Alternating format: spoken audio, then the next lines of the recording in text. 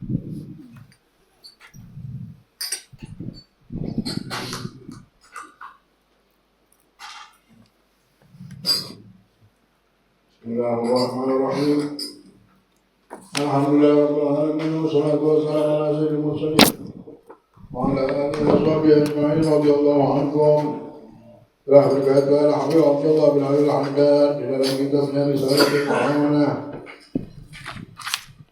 sampai di perkataan adapun bagi orang-orang yang berakal mereka telah mengetahui bahwa perbedaan tingkat kedekatan seorang kepada Allah Subhanahu wa Ta'ala tergantung perbedaan mereka dalam mengikuti baginda Rasulullah Sallallahu Alaihi Wasallam.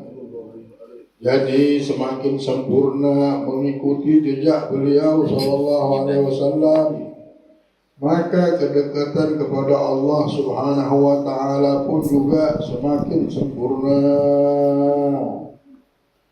Dan ma'rifat kepadanya juga semakin besar. Tergantung hubungan kita dengan Nabi Muhammad. Begitulah Allah akan membuat hubungan kita dengan diri. Tanpa kita mengikuti Nabi, tambah sempurna. Kalau kita ingin sempurna, ikuti Nabi Muhammad SAW.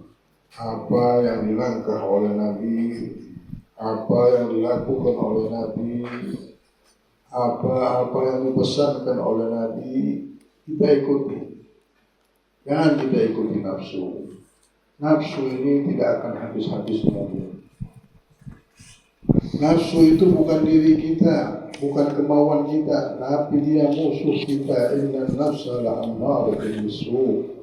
Nafsu ini memerintahkan kita untuk kita berbuat tidak baik. Akibat dari nafsu tidak ada yang baik. Maka dari itu kita harus mengerti benar bahwa yang harus kita ajak berbicara dan harus kita ikuti adalah sunnahnya Rasulullah. Ajaran yang dibawa oleh Nabi besar Muhammad Sallallahu Alaihi Wasallam lah sebagai pedoman hidup kita. Tidak ada lagi pilihan yang terbaik.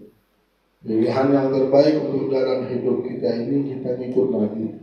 Ikuti Nabi terus.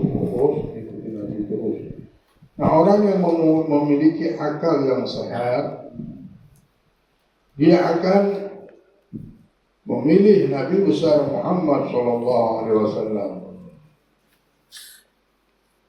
sebagai panutannya, sebagai pegangan hidupnya. Qul in kuntum tuhibbunallaha fattabi'uni yuhibbukumullah.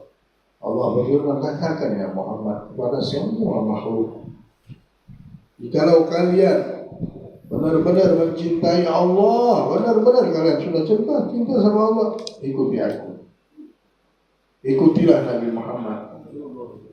Ikutilah Nabi Muhammad jikalau kita memang sudah benar cinta. Maka Allah akan mencintai kalian. Tanda orang ini mencintai Allah, mencintai Rasulullah, dia sudah memastikan hidupnya untuk ikut sama Nabi. Sudah ikut Nabi kemanapun itu. Cara Nabi bagaimanapun itu. Al-Habib Abdullah bin Al-Haddad ditanya kepada Habib, kami dapat kedudukan yang tinggi, dapat dari mana? Dapat kedudukan di sisi Allah, dapat kedudukan. Dibilang masyayna ala qadamin Nabi. Kami berjalan di langkahnya Rasulullah. Gara-gara itu Allah sayang. Allah sayang sama kami karena kami ikut Nabi Muhammad SAW. Jadi memang Nabi Muhammad ini manusia yang Allah tunjuk, benar.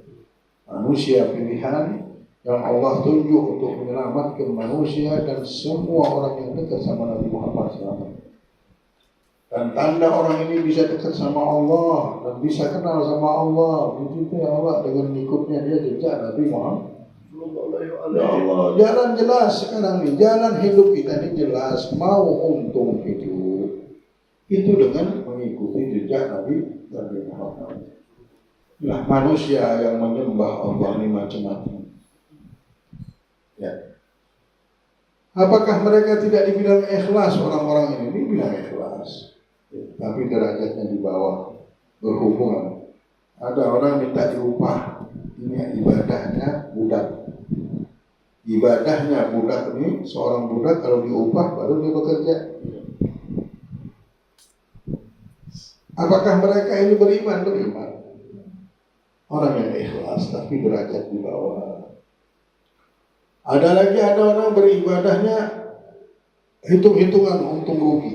Untung enggak rugi ya benar, untung atau rugi. Ini ibadahnya pedagang. Dihitung dia. Semuanya dihitungnya rugi. Untung sama rugi. Allah sama mereka ini menerima ikhlas mereka karena mereka yakin sama Allah. Mereka memohon, meminta kepada Allah keuntungan dan lain-lainnya. Tapi ini ibadahnya pedagang. Ya, yang dia hitung untung sama rugi.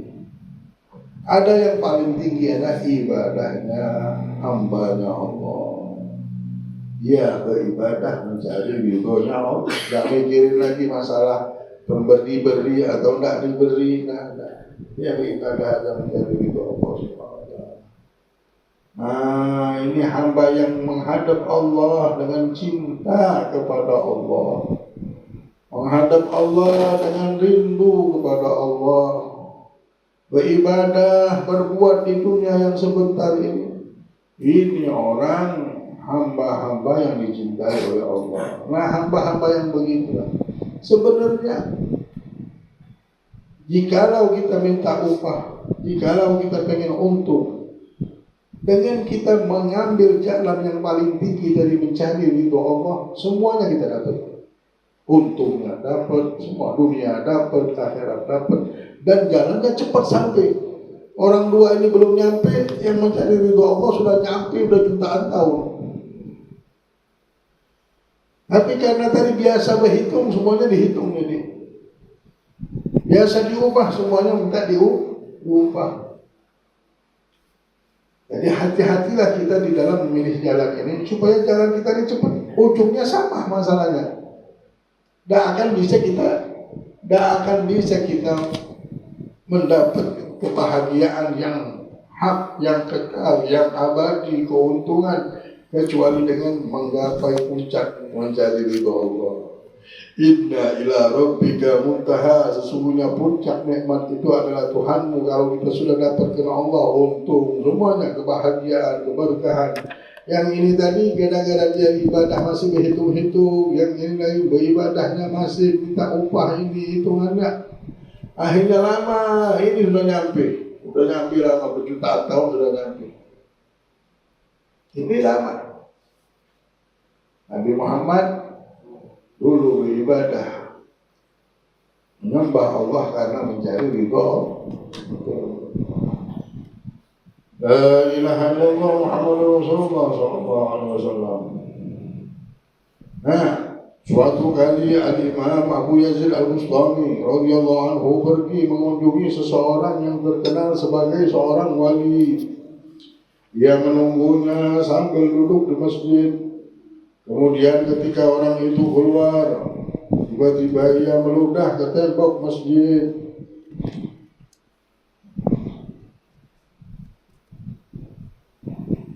Kemudian ketika orang itu keluar, tiba-tiba ia meludah ke tembok masjid.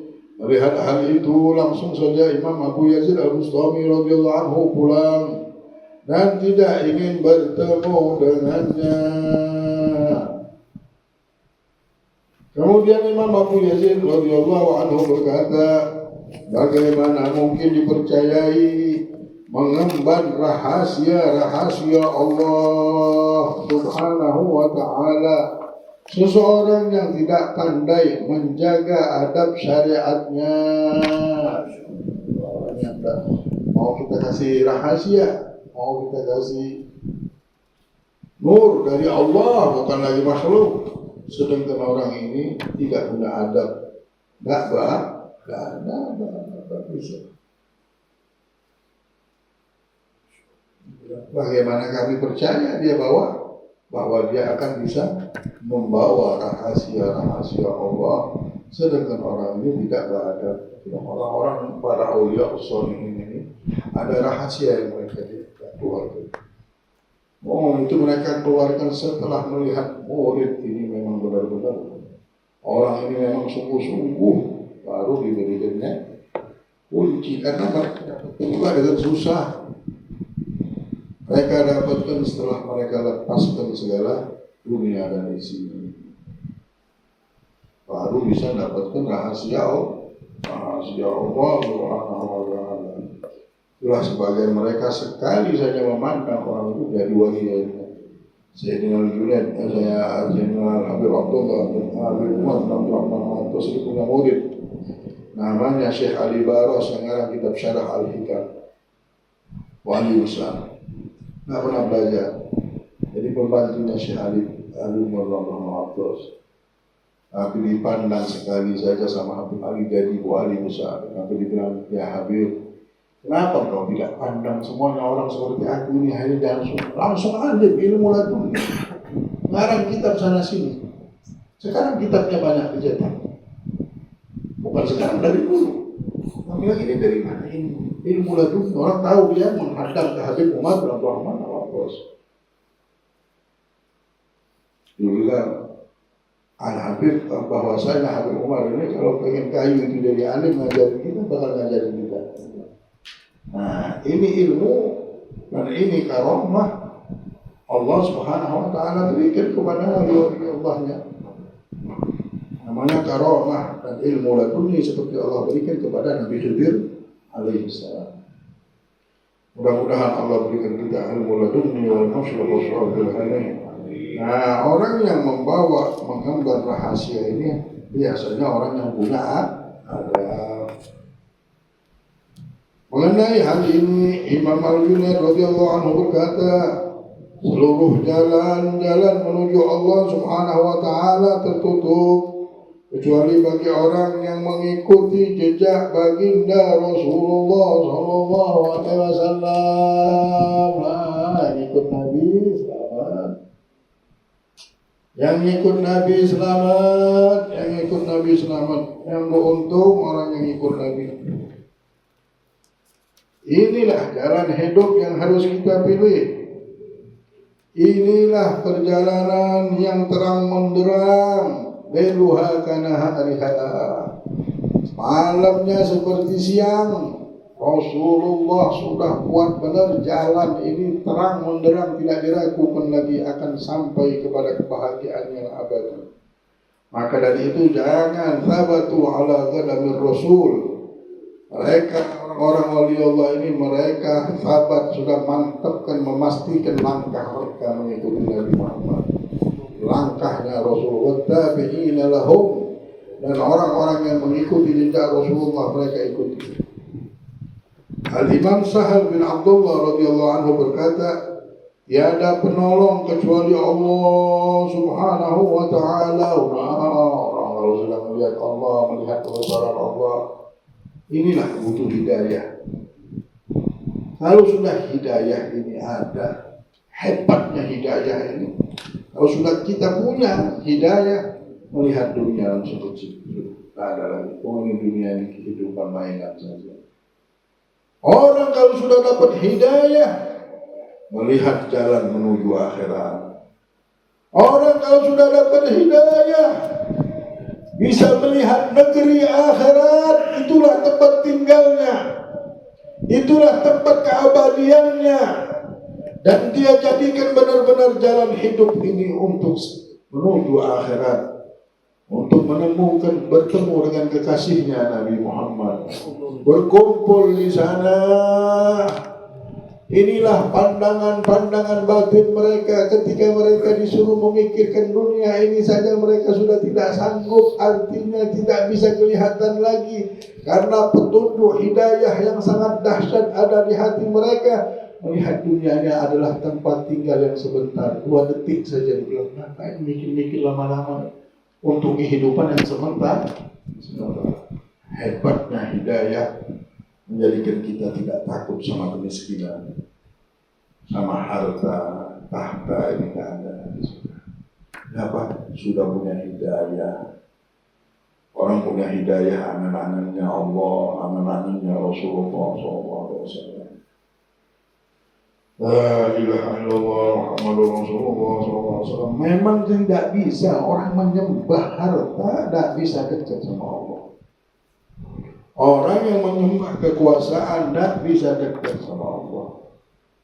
Memang orang yang hidup di dunia ini mencari ridha Allah, bakal dapatkan sesuatu tersebut. Jalan hidup orang yang menyembah Allah ini beda. Dia mencari Allah, menyebut nama Allah, mencari ridha Allah.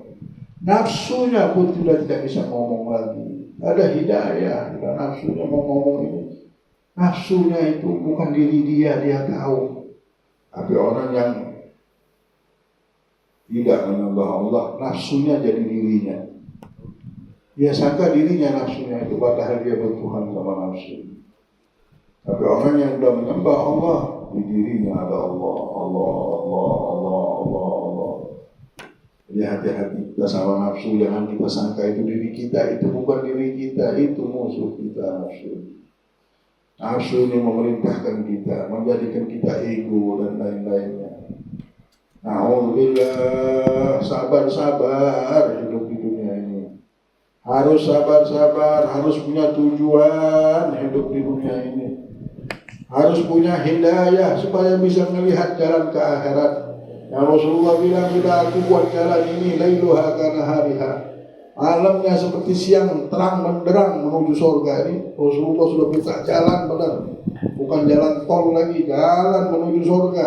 Terang menderang, kata Rasulullah bilang. Malamnya seperti siang, tinggal kalian jalan aja, ikuti aku saja sampai ke surga.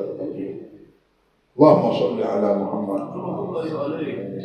Ketahuilah bahwa tidak semua orang mampu menyesuaikan seluruh urusan zahir batinnya kepada Al-Quran dan As-Sunnah. Hal ini khusus bagi para ulama yang kuat.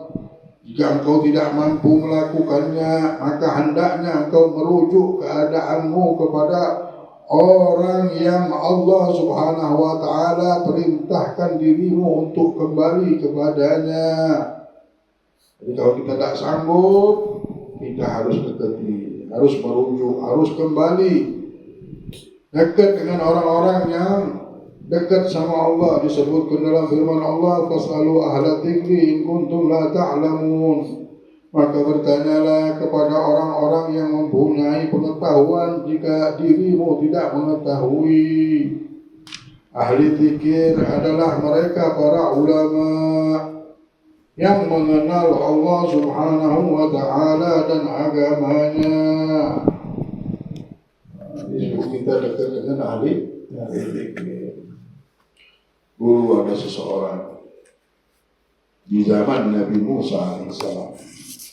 Muridnya Nabi Musa, namanya Bal'am bin Ba'urah. Bal'am bin Ba'urah ini belajar, seorang rohib, seorang pendeta yang belajar kitab Zabur dengan Musa. Baru tahu nama Allah, dikasih ajar, diberikan ilmu, kenal dengan Allah.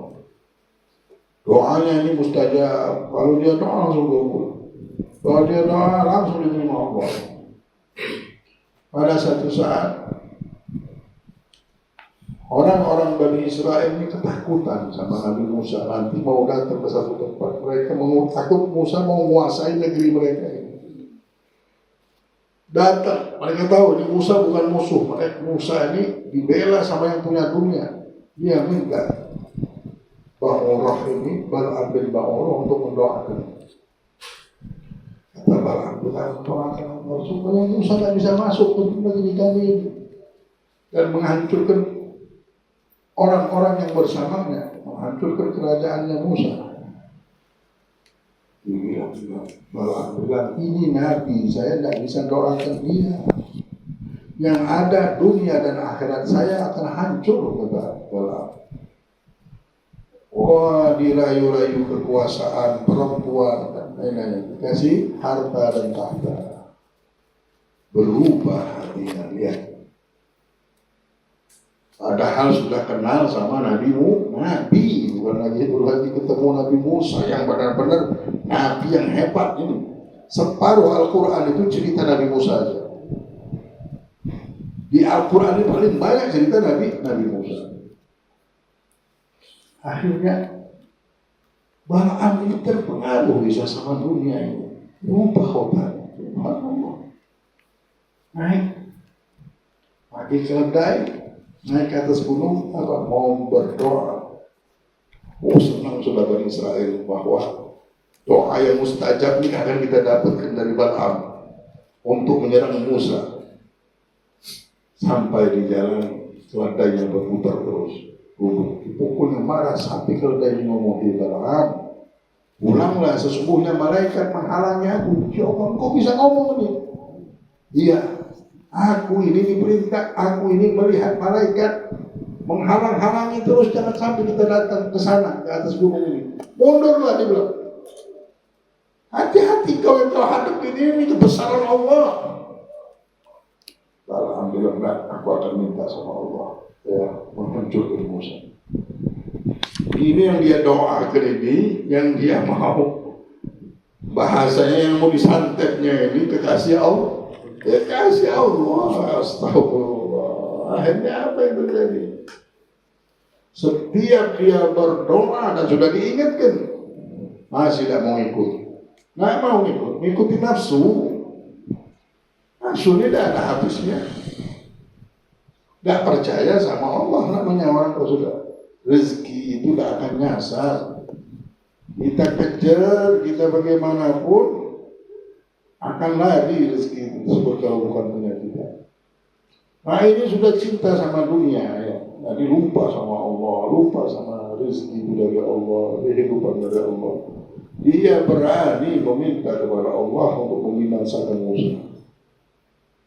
Dia baca doanya itu supaya menghancurkan, dan cerita Balaam ini ada di Al-Quran. Balaam bin Ba'or. Apa yang terjadi setiap dia berdoa, Bani Israel yang kena. Dia bilang, Balaam, kau ini mendoakan Musa, kau mendoakan kami. Kami yang celaka. Akhirnya ini Bani Israel tertimpa penyakit polmun, kayak corona begitu, meninggalan semuanya. Gara-gara memusuhi Nabi Musa, meninggallah mereka dalam keadaan suruh.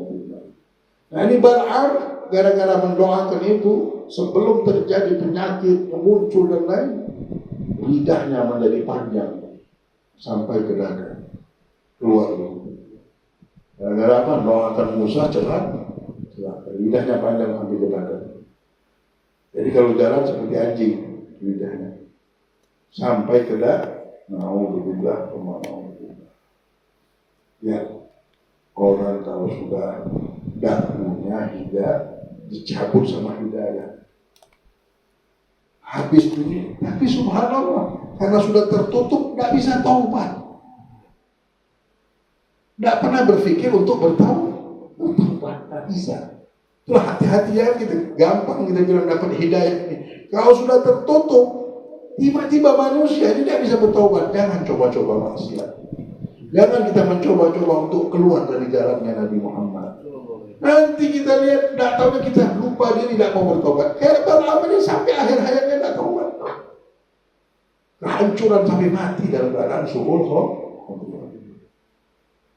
Jadi jangan kita bilang gampang aja, ulun tahu juga ilmunya. Biar maksiat sebentar, habisnya biar lupa sebentar, tidak tahunya lupa sebentar. Inilah yang menjadikan tertutup jalan. Allah cabut hidayah ini, tidak kenal lagi sama akhirat akhirnya. Allah cabut hidayah ini, tidak kenal lagi jalan menuju surga. Na'udzubillah. Mudah-mudahan Allah muliakan kita semuanya dengan rahmatnya. Allah subhanahu wa ta'ala berikan kita hidayah yang mahal ini. Allah pelihara kita semuanya. Allah jaga kita semuanya hingga kita semuanya meninggal dalam keadaan husnul khatimah. Allah bahagiakan kita, berikan kita keuntungan di dunia dan di akhirat, keberuntungan di dunia dan di akhirat, dengan selamat dan akibat yang baik. untuk kita, keluarga, anak, istri kita, orang tua kita yang meninggal pun juga mendapatkan keberkahan dari majlis ini. Ala hadhihi aqulu niyyatun salihah wa ila hadratin Nabi Muhammad sallallahu alaihi wasallam. Al-Fatihah.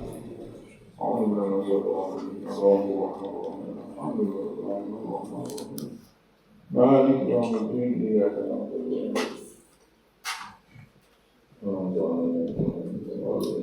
وإياك نستعين